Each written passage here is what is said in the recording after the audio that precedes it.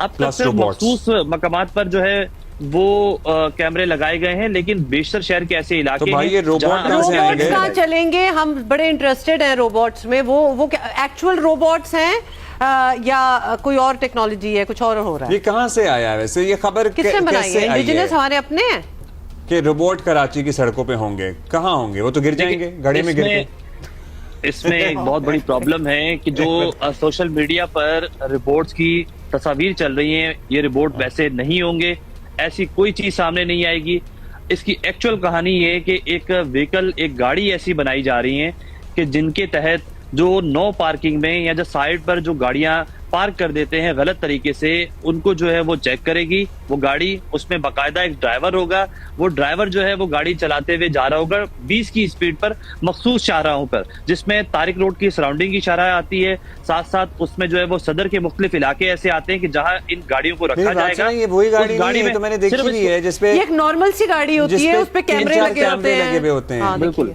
इसमें सिर्फ मसला ये आ रहा है, या फिर इसमें आप ये कह लें कि इसको रोबोट इसलिए कहा जा रहा है कि उसमें एआई जनरेटेड कैमरास लगाए गए होंगे जो ई चालान को डायरेक्ट डिटेक्ट करेंगे। और शुक्र है नहीं आ रहे, मतलब मुझे फिक्र शुरू हो गई थी रोबोट्स के लिए कि या तो अल्लाह माफ करे वो चोरी हो जाते, तो या वो मेरी टर्म गलत यूज हो गई है। ये रोबोट नहीं हम कह सकते, मुझे इंतजार था रोबोट मैंने देखने हैं। तो आपने देखना था कि जैसे पान की पीक पड़ती है तो कैसा लगता है। बी पॉजिटिव ना, जरूरी नहीं है पान की पीकें ही पड़नी हो, मतलब काम नहीं है। हमारी शहरी रिस्पांसिबिलिटी है कि हम अपनी सड़कों समेत बिल्डिंगों में दीवारों के कोनों को और दरख्तों को और रोबोट्स अगर आते हैं तो उनको भी साफ रखें और ना थूकें। We are digressing from the topic। तो हम वापस आ जाते हैं टॉपिक पे। काशिफ, अब जल्दी से ये बता दें, ये सिस्टम ओवरहॉलिंग होनी है, कैमरे नए और लग रहे हैं, ये ई चालान जो लोगों के हो रहे हैं, क्या हम यहाँ बैठ के कह दें कि अभी इतना घबराएं ना, परेशान ना हो? आप चैलेंज भी कर सकते हैं और आप जिस तरह बता रहे हैं बहुत से लोगों के चैलेंजेस जो हैं वो एक्सेप्ट भी हो गए हैं।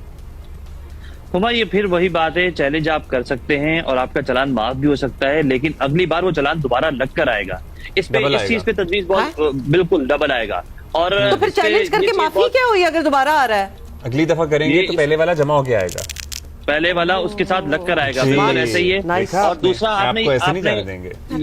आपने ये सवाल किया था कि क्या चालान की रकम कम हो रही है, तो इस हवाले से तजवीज रखी गई है, अभी तक कम नहीं हुई है। जो चालान पहले 400 का होता था वो इस वक्त 10,000 रुपए का हुआ है, क्योंकि रकम बहुत ज्यादा बढ़ाई हुई है। तो इस पे सोचा जा रहा है कि इस रकम को थोड़ा सा कम किया जाए, क्योंकि सिस्टम बहुत ज्यादा इंस्टॉल नहीं किया गया है और इसमें शहरियों को कंफ्यूजन है।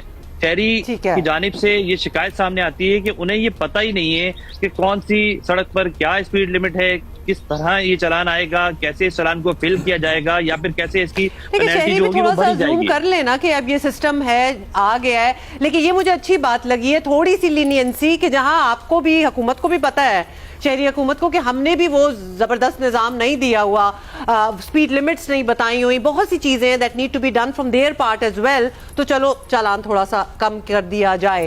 वैसे मेरा भी जाती तौर पे ख्याल है कि थोड़ा कम होना चाहिए, it's a little too much. चलें, हमारी तरफ से भी ये प्ली हो गया। Okay Kashif, thank you for the update.